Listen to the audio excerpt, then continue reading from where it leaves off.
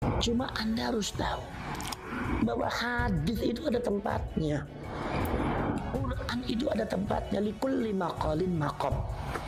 Setiap semua ucapan itu ada tempatnya. Hadis tentang masalah ahlul bait itu diucapkan oleh Rasulullah bukan untuk ahlul bait, tapi untuk orang-orang lain supaya mencintai ahlul bait. Jadi kalau demikian berarti ahlul bait, apalagi oknum-oknum habaib yang mengaku dirinya cucunya Rasulullah, itu jangan sekali-kali menggunakan hadis ini di depan orang lain, karena ini hadis bukan untuk Anda. Ini untuk orang supaya mencintai ahlul bait. Inilah orang jahil, orang sesat, orang yang pemahaman dan penalaran keilmuannya tidak muttasil, tidak nyambung dengan para ulama salaf, salafus saleh, tidak nyambung.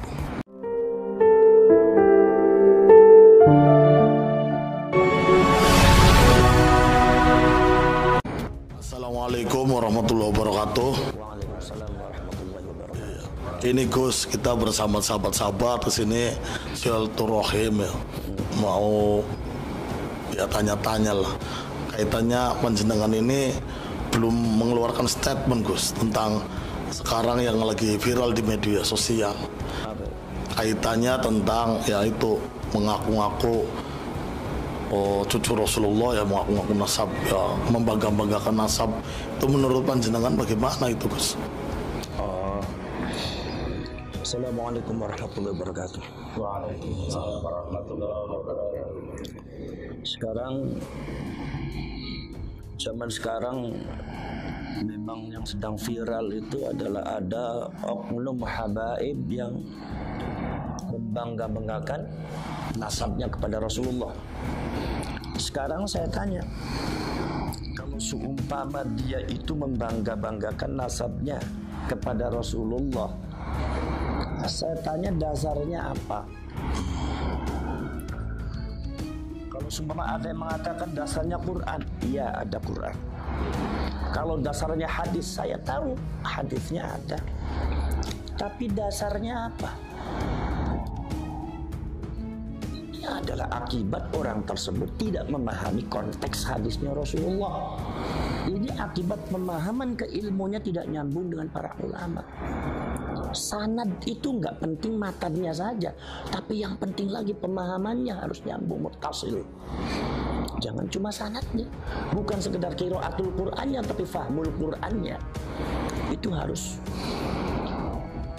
nyambung dengan para ulama, para kiai dan ulama-ulama salaf. Begitu juga kita belajar hadis, bukan sekedar matanya saja sanadnya nyambung, tapi pemahamannya itu juga harus nyambung. Kalau nggak nyambung repot seperti ini akhirnya. Hadisnya Rasulullah tentang masalah ahlul bait ada. Kalau saya itu jurusannya hadis loh. Ada. Itu kasusnya sama juga dengan yang kemarin tuh masalah sedekahnya Pak Yusuf Mansur. Ada enggak dalilnya dalam Al-Quran? Ada. Anfiqu mimma razaqakumullah. Ada. Hadisnya ada tidak? Ada. Tetapi saya katakan orang-orang yang membawa Al-Quran dan hadis untuk meminta sedekah kepada orang lain, ini orang jahil. Kalau ada oknum habaib atau orang yang mengaku dirinya cucunya Rasulullah, membangga-banggakan nasabnya di depan orang lain, ini orang jahil.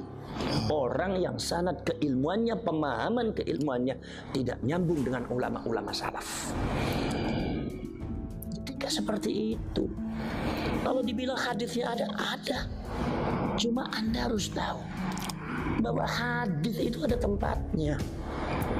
Quran itu ada tempatnya. Likulli maqalin maqam. Setiap semua ucapan itu ada tempatnya. Hadis tentang masalah ahlul bait itu diucapkan oleh Rasulullah bukan untuk ahlul bait, tapi untuk orang-orang lain supaya mencintai ahlul bait. Jadi kalau demikian berarti ahlul bait, apalagi oknum-oknum habaib yang mengaku dirinya cucunya Rasulullah, itu jangan sekali-kali menggunakan hadis ini di depan orang lain, karena ini hadis bukan untuk Anda. Ini untuk orang supaya mencintai ahlul bait.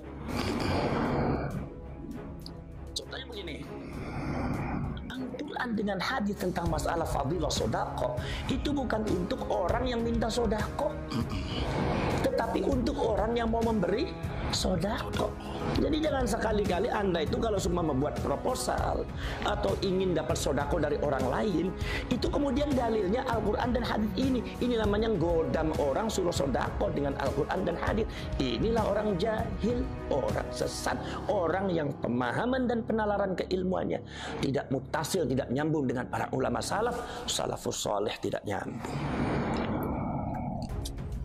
Maka dari itu jangan sampai seperti itu. Jadi jangan sampai ini disalahgunakan orang lain.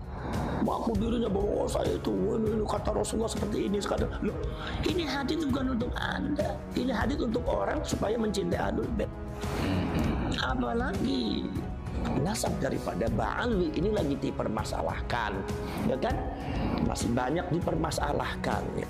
Nah ini makanya jangan suka seperti itu. Ini bisa-bisa menjatuhkan nilai daripada hadisnya Rasulullah itu sendiri. Nilainya jadi jatuh gara-gara Anda, karena Anda salah menempatkan. Nilai Al-Quran dan hadis tentang sodako bisa-bisa jatuh gara-gara Anda, karena Anda tidak bisa menempatkan. Akhirnya orang ketika didalili itu nggak mempan. Kenapa? Ya gara-gara Anda itu menyalahgunakan hadis dari Al-Quran, menyalahgunakan dalil untuk tujuan yang tidak benar dan ditempatkan pada tempat yang tidak benar. Makanya saya harapkan orang-orang semacam itu ngaji dulu lah. Gak usah banyak bicara Quran dengan hadis tuh. Hadis tuh baca Qurannya saja masih belang-belentung, nggak pakai tajwid. Baca kitabnya saja udah dengan santri. Saya lebih pintar santri saya. Udah, apalagi nahwu sorof dengan balaghah. Ya. Jangan dibilang nahwu sorof itu nggak penting. Penting. Anda mengatakan tidak penting, tapi ulama mengatakan wa nahwu aula awwalan ayyu'lama idzil kalamu dunahu lam yufhama. La yufhama itu lan tu linafil abad. Tanpa nahwu sorof, maka Quran dan hadis tidak mungkin bisa dipahami dengan benar. Mungkin Anda bisa paham tapi nggak benar. Contohnya ya seperti tadi, membanggakan nasab dengan hadisnya Rasulullah, meminta sodakoh dengan hadisnya Rasulullah dan Al-Quran. Ini gara-gara Anda tidak benar memahaminya. Kenapa? Anda tidak belajar, ilmunya tidak nyambung, pemahaman Quran dan hadisnya tidak nyambung dengan ulama salaf. Inilah perlunya sanad di dalam Nahdlatul Ulama di pesantren itu selalu ada, bukan sekedar matanya saja, tetapi juga adalah pemahamannya.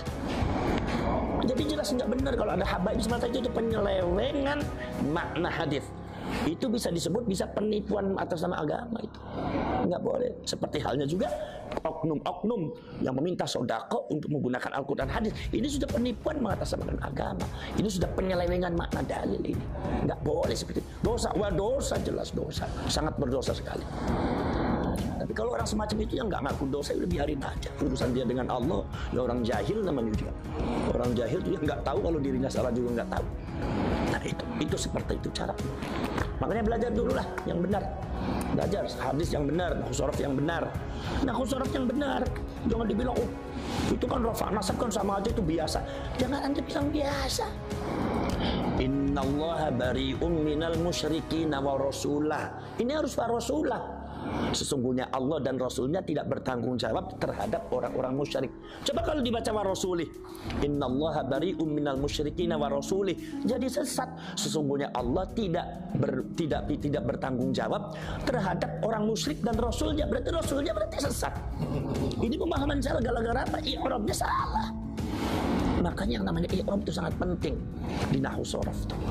Belajar nahwu sorof dulu lah. Kalau Anda itu baca antara fa'il dan maf'ulnya nggak benar, baca bagaimana itu sighat fa'ala yufa'ilu, mana yang harus fa'ala, mana yang harus fa'ala, mana yang harus majhul, mana yang maklum, Anda belum tahu, ya udah Anda jangan mendebat para ulama, para kiai lah. Orang jahil Anda tuh. Orang jahil nggak usah bicara agama, nanti rusak agamanya nanti gara-gara Anda tuh.